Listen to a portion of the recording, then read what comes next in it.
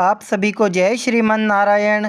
हमारे चैनल पर आप नए हैं तो इसे सब्सक्राइब करें, शेयर करें, लाइक करें, कमेंट करें। परमार्थ का पथिक कभी ऐसे नहीं कर सकता, ध्यान रखना। चाहे लाल पहने हो, चाहे पीला पहने हो, चाहे नीला पहने हो, सच्चा परमार्थ का पथिक मंगिबो भलो न बाप सो जो प्रभु राखे टेक। अगर ऐसे कर रहा है तो परमार्थ का पथिक नहीं है। हाथ ऐसे, अरे महारानी जी से भी ऐसे नहीं करना, क्योंकि हम उनके शरणागत तो खुद भरण पोषण करेंगी। हम ऐसे कैसे, ऐसा हो ही नहीं सकता। छोड़ेगा नहीं, कहीं भाग जाओ, वृंदावन धाम जाओ, चाहे जहां जाओ, छोड़ेगा नहीं तुम्हें। ये तुम्हारे साथ रहेगा, तुम्हें भोगना पड़ेगा, इसीलिए डरते रहो, कोई ऐसा कर्म न बन जाए। इसीलिए जय हो भगवत शरणागति की, कि कोई भी कर्म उसको दंड नहीं दे पाएगा। शरणागत के समस्त भार को प्रभु स्वीकार कर लेते हैं।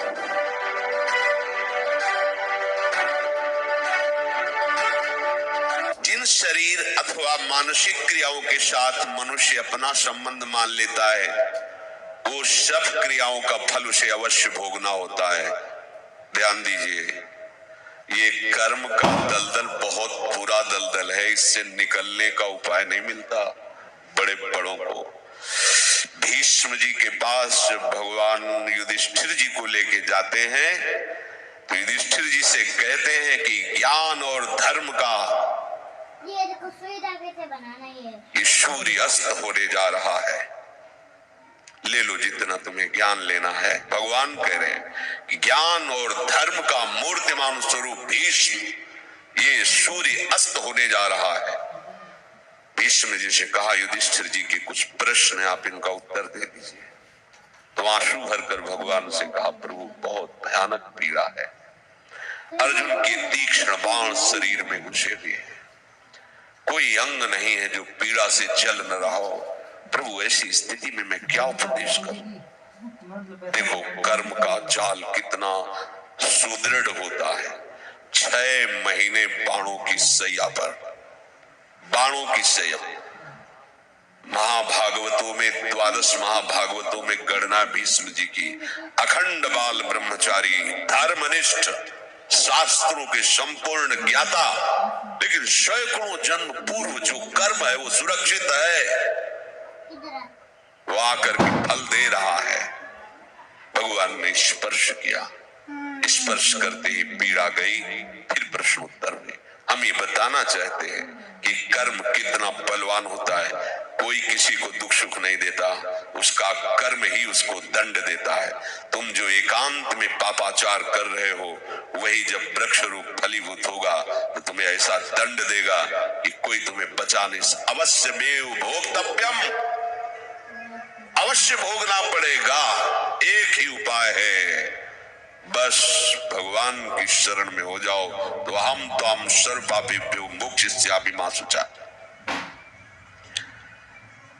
जिन क्रियाओं से अपना संबंध मान लिया जाता है, ध्यान रखना, अपने लिए किया जाता है, वो अच्छी हो या बुरी, दोनों क्रियाएं तुम्हें भोगनी पड़ेंगी। वो बंध गई। मनुष्य की एक ऐसी धारणा बनी हुई है कि बच्चे पैदा करना हमारा कर्तव्य है, बच्चों का पालन पोषण करना हमारा कर्तव्य है, आजीविका, व्यापार, किसानी, नौकरी, पढ़ाना लिखाना, जो भी, ये सब हमारा कर्म है, यही हमारा कर्तव्य कर्म है। खाना पीना, सोना बैठना, चिंतन करना, इसको वो कर्म नहीं समझ पाते हैं। इसको वो कर्म मानते हैं कि नौकरी करना, कि शादी करना, बच्चों का पढ़ाना लिखाना, पालन पोषण, ब्याह, ये सब ये कर्तव्य कर्म नहीं है। ध्यान रखना,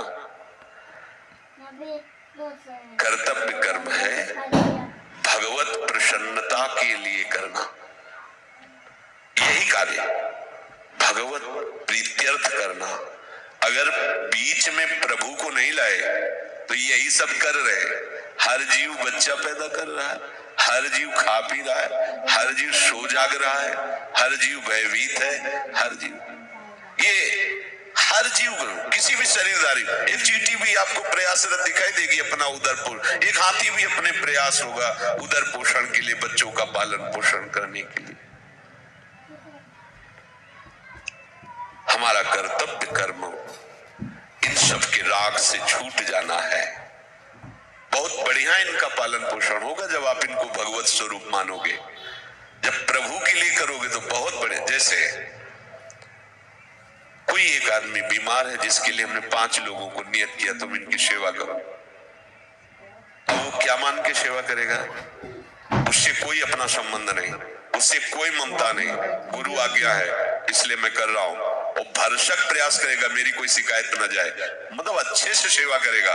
उससे ममता भी नहीं है, आसक्ति भी नहीं है, सेवा भी कर रहा है, परिणाम भगवत प्राप्ति। ऐसे ही तुम्हें परिवार में जो गृहस्थ में हो ऐसे ही तुम्हें करना है हरि गुरु आज्ञा पालन करने के लिए। पर क्या होता है, हरि गुरु की आज्ञा केवल उतना समझा जाता है कि दीक्षा ले ली है, 3 माला सुबह कर लेंगे, थोड़ा पाठ कर लेंगे, गुरु जी की आज्ञा है, तो बकाया ये हमारा घर है, हमारी संपत्ति है, हमारा परिवार है, हम जैसे चाहे भोगे। ऐसा न पहले तुम्हारा था ना बाद में तुम्हारा रहेगा, बीच में तुम्हें सेवा के लिए दिया गया और झूठ से तुमने उसे अपना मान लिया। मुनीम अगर उस कंपनी का, जिस कंपनी का मुनीम है उसको हड़पना चाहे तो क्या होगा? जेल की सजा होगी ना।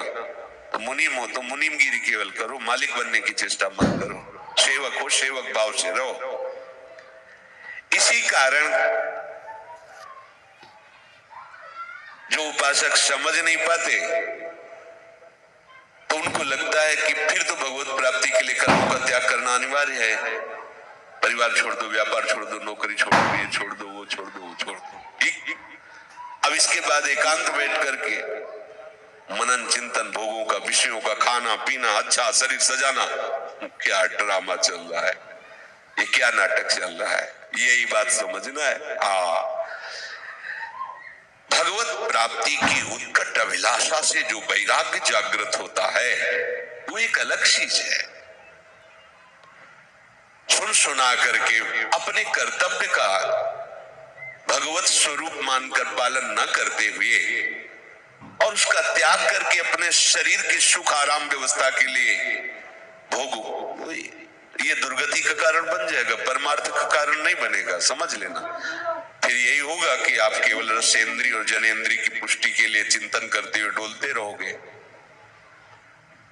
देखे जो मैं जोरत हाथ लटकत, अरे केतिक आयु केतिक जीवन, कोई भी परमार्थ का पथिक कभी ऐसे नहीं कर सकता। ध्यान रखना, चाहे लाल पहने हो, चाहे पीला पहने हो, चाहे नीला पहने हो, सच्चा परमार्थ का पथिक मंगिबो भलो न बाप सो जो प्रभु राखे टेक, अगर ऐसे कर रहा है तो परमार्थ का पथिक नहीं है, केवल रोटी के लिए आज्ञा आचार्यों ने दी है।